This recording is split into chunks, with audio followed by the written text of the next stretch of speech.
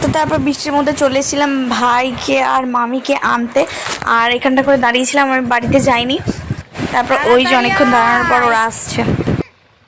ছুটে আয়, এত দেরি করলে হয় নাকি? ভালো জামা নিয়েছিস, রথ টানতে যাবি যে না রেনকোট পরে যাবি? আমাদের রথ দেখতে যাওয়ার জন্য কপুরসোনা রেডি হয়ে গেছে, আর আমিও রেডি। দেখলাম, মাই গড মাই গড, হ্যাঁ এ বাপরে, তো আমি আরেকটু হলে পুরো যেতাম। কি বড় হনুমান, আমি এখান দিয়ে আসছি আর এখানটা করে বসেছিল। ওরে বাপরে, পালালো।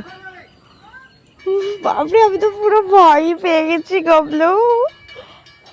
ওই তোদের রথ আসছে, দেখা যাক আসুক কাছে।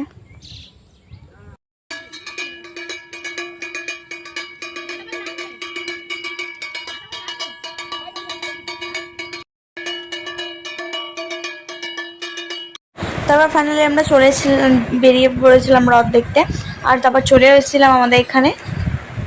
আর পুরোপুরি রথতলায় যায়নি, কারণ এখান দিয়েই রথটা যাবে তার মাসির বাড়ি, তাই জন্য আমরা এখানেই ছিলাম দাঁড়িয়ে। আর তারপর রথ এলেই রথের রশি টানবো আমরা। তো চলো পুরো ভিডিওটা দেখতে থাকো, আশা করি খুব ভালোই লাগবে।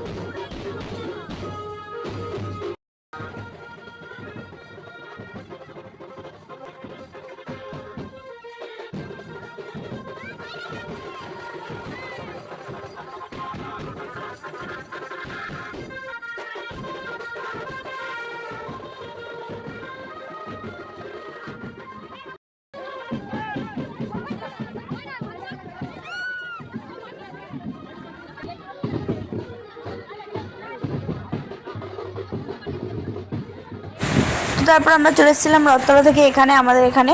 তো এখানে জিলিপির দোকান বসেছিল দুটো, আশপাশে কতটা ভিড় ছিল বুঝতে পারছো। আর ফুচকার দোকানের তো কিছু বলার নেই, কতটা ভিড় তোমরা